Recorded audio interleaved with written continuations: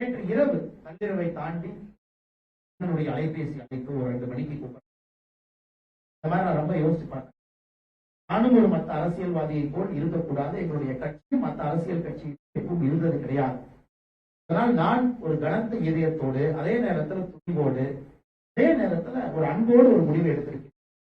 ஆரையிலும் கட்சி நண்பர்கள்ட்ட நான் சொன்னேன், சகோதரி இதை ஏற்றுக்கொள்வார்கள் என்று தெரியவில்லை.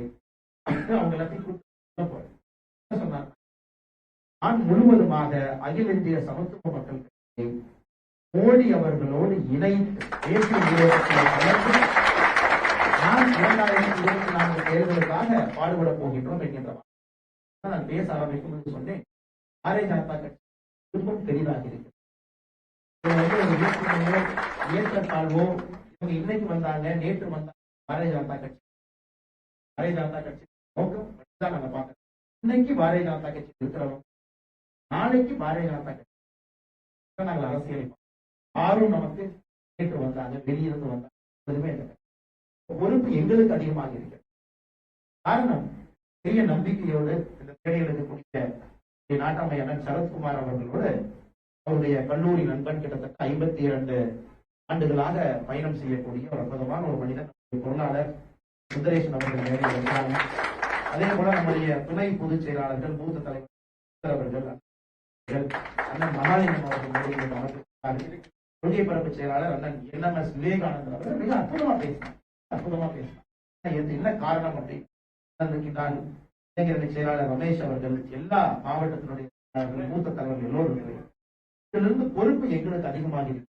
காரணம், என்னுடைய சகோதர சகோதரிகள் தேசிய நீரோட்டத்துல நம்பி பாரதிய ஜனதா கட்சி இருக்கும் பொழுது உங்கள் எதிர்பார்ப்பை தாண்டி உங்களை நம்மோடு இணைத்து எங்களுடைய சொந்தங்கள் எல்லாம் 2 கை விரித்து உங்களை வரவேற்று நாம் எல்லாம் ஒரே மேம்பட்ட பாதையில பயணிக்க வேண்டிய அரசியல் நாம் கொடுத்து குறுகிய கண்ணோட்டத்தில் பார்த்தீங்கன்னா இந்தியாவுக்கு நல்லது 2020. கொஞ்சம் பெரிய கண்ணோட்டத்தில் பார்த்தீங்கன்னா தமிழகத்திற்கு 2026 தமிழகத்திற்கு ஒரு பெரிய அச்சாரமாக இருக்கு. எனக்கு தெரியும் சரத்குமார் அவருடைய முடிவு ஒரு எளிதான முடிவு இல்லை, முடிவு.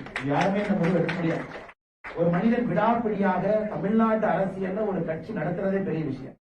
எல்லாம் அவங்களுக்கு தெரியும், பண முதலீடு பெரிய மனிதன், அவங்களுக்கு இடையில ஒரு கண்டிப்போடு கண்ணியத்தோடு கொள்கையை விட்டுக் கொடுக்காமல் அவருடைய சொந்த பணத்தை எல்லாம் போட்டு கட்சியை நடத்தி இவ்வளவு தூரம் வந்திருக்கிறது ஒரு மிகப்பெரிய விஷயம். அதனால் உங்களுக்கு அண்ணன் சரத்குமார் அவர்கள் இருக்கக்கூடிய எல்லா தொண்டர்களுக்கும் இந்த நேரத்தில் நான் தலை வணங்கி ஒரு பெரிய முடிவை நீங்கள் எடுத்திருக்கிறீர்கள். நிச்சயமாக எப்பொழுதும் ஒரு நாள் கூட நீங்க திரும்பி பார்த்து இந்த முடிவை நாம ஏன் எடுத்தோம் வருத்தப்படுற அளவுக்கு இந்த முடிவு இருக்காது. ஒரு நாளும் நீங்க சந்தோஷப்படுற அளவுக்கு இந்த முடிவு எடுத்து அதே நேரத்தில் எனக்கு தெரியும் சமத்துவ மக்கள் கட்சி சரத்குமார் அவர்கள் நிறைய எல்லா சமுதாயத்திலும் இருக்காங்க. சாமிய சகோதர சகோதரரும் பெரியவர்கள் இருக்கிறார். இன்னைக்கு நம்முடைய தலையாய கடமை பாரதிய ஜனதா கட்சி இவர்களுக்கு எதிரி சொல்றதை உடைக்க வேண்டியது நம்ம கடமை. அது இன்னைக்கு ஒரு பெரிய அளவில் உடைத்திருக்கிறோம். பாரதிய ஜனதா கட்சி உண்மையாலும் மோடி அவர்கள் யார், உண்மையாலும் இந்த கட்சி யாருக்காக நிற்கும், கைத்தட்டலுக்காக ஓட்டுக்காக இந்த கட்சி எப்பொழுதுமே பேசும்.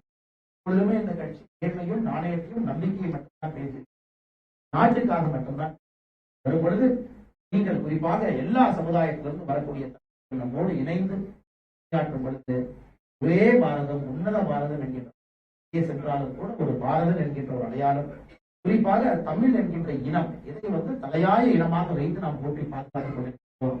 மோடி அவர்களும் அப்படித்தான் நடந்திருப்பது ஒரு அரசியல் சகாப்தமாக நான் 2026 சட்டப்பேரவை தேர்தலுக்கு முன்பு அதன் சரத்குமார் அவர்கள் எடுத்திருக்கக்கூடிய முடிவு மிக மிக முக்கியமான முடிவு. தமிழகத்துல நேர்மையான மனிதர்கள் ஆட்சிக்கு அமர்வதற்கு ஒரு அச்சாரம் போட்டிருக்கிறாங்க. அதே நேரத்தில் இந்த அனைவருக்கும் கடைசியாக ஒரு ஒரு வார்த்தையை நான் சொல்ல வேண்டும். ஒரே வார்த்தை, சரத்குமார் நல்லா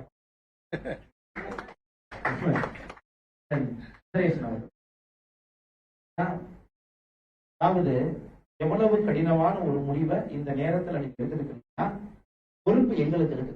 ஆனால் சரத்குமார் அவர்களை நாங்கள் ஏதோ தமிழகத்துல அடைத்து வைக்க விரும்பவில்லை. நான்